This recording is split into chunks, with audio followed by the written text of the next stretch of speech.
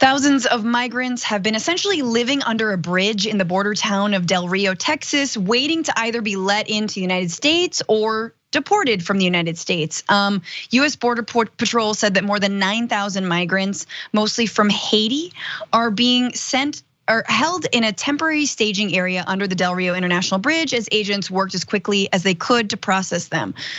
All right, now we all know what's been going on in Haiti lately, correct, right? You've got the assassination of a president. There was a major earthquake. The country is very unstable, and yet the United States continues to deport many, many Haitian immigrants. Some have been in the States for years back to that unstable country. Oh, but that doesn't matter because the Lieutenant Governor of Texas, Dan Patrick, is looking at this situation in Del Rio and describing it in a very particular way, calling it an invasion designed by Democrats. Take a look. The revolution has begun, a silent revolution by the Democrat Party and Joe Biden to take over this country. Tomorrow is Constitution Day. And folks, if you haven't read it, you need to read Article 4, Section 4 very quickly. The United States shall guarantee to every state in this union and shall protect each of them against invasion and domestic violence and guarantee a Republican form of government.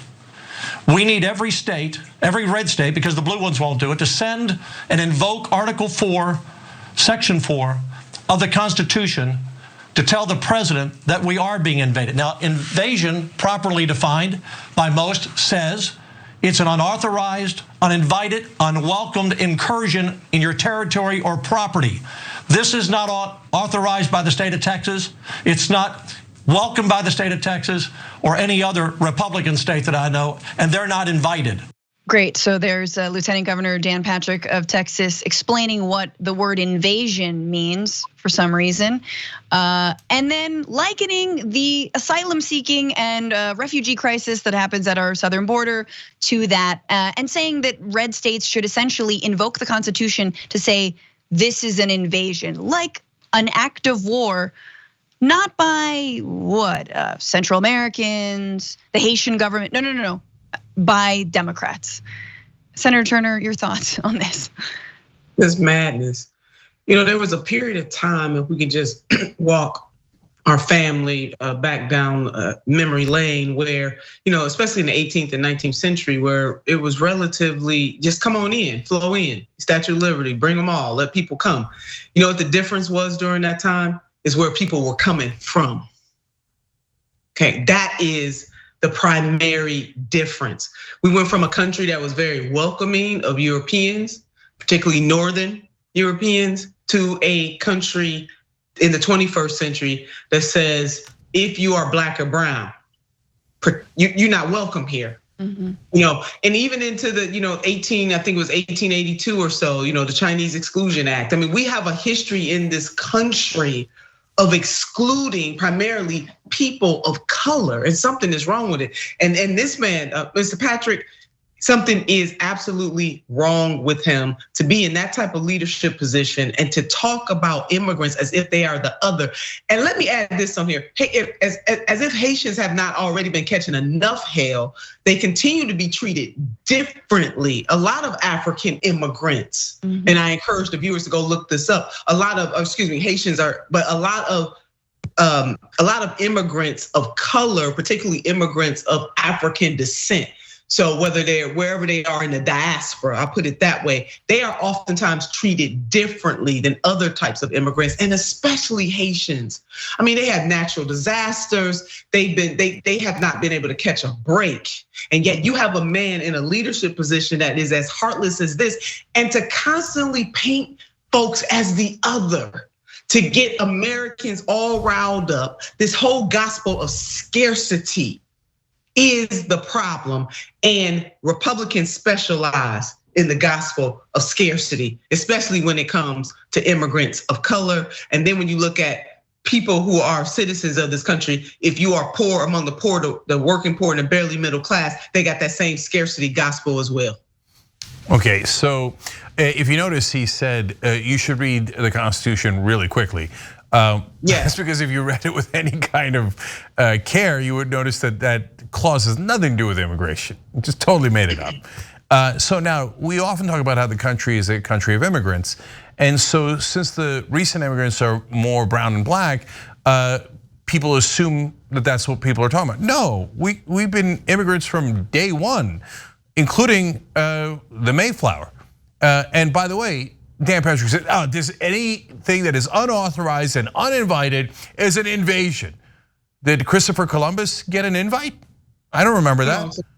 Did the Mayflower get an invite? I don't think they were authorized, were they? So I guess they were all illegals and they invaded this land, and so we should kick them out? No, from day one, this has been a country of immigrants, both invited and uninvited.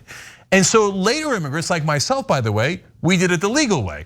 But the original European folks who came in didn't ask permission and then devastated the local populace. That was an actual invasion. They actually did murder the indigenous people and enslaved others and brought them here, etc.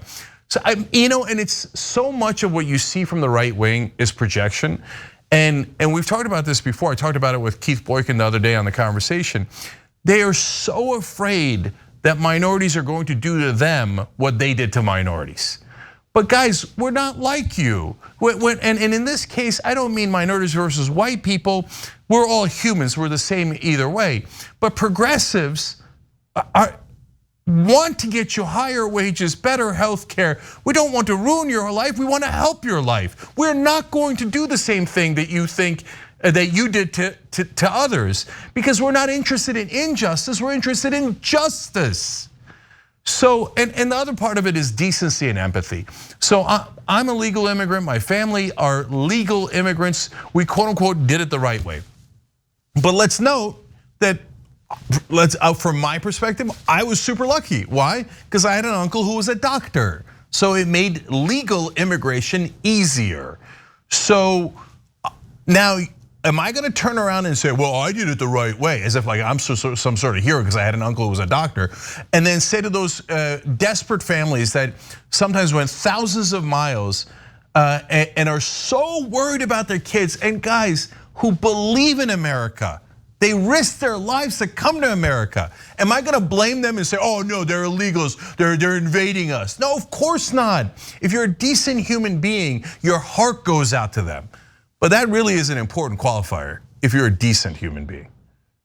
Yeah, I mean, for me, the thing about this quote is just the fact that he's talking about this is part of Democrats' plan, as if Democrats have lifted a finger on immigration. I'm sorry, since Joe Biden got into office. Let's be real, he has not. And it's definitely a to-do, right? Second myth that he is, he's dabbling in and he's trafficking in is the idea that the 11 million undocumented immigrants in this country and growing, that they vote, that they have voting rights. They do not have voting rights currently, right? In many places, they are not able to access health care, right? We happen to be in California where they can access health care, right? Where they can have driver's licenses and contribute and pay taxes. Arguably, they should vote, but they don't, and that's one of the biggest fallacies, the idea that like, oh, millions of undocumented immigrants vote. They don't, but they do pay taxes, but they do like, the jobs that you just love to underpay. And that's the last thing is, this is all about, if you really, really care about working people, if you care about Americans, you should care about immigration. Because the key to actual power when it comes to working class is immigration reform, is actually a pathway to citizenship. It's not pitting people against one another to clamber to the lowest common denominator so you can hire the workforce that's the most precarious, that has the most on the line, right? That's why meat processing plants are full of undocumented people that ICE raids every 5 months. Oh, folks who get up at the crack of dawn doing the most disgusting jobs, get the least pay for it. The exploitation is unreal, and the way out of that is solidarity with those folks, is a pathway to citizenship, because migration's not gonna stop, right?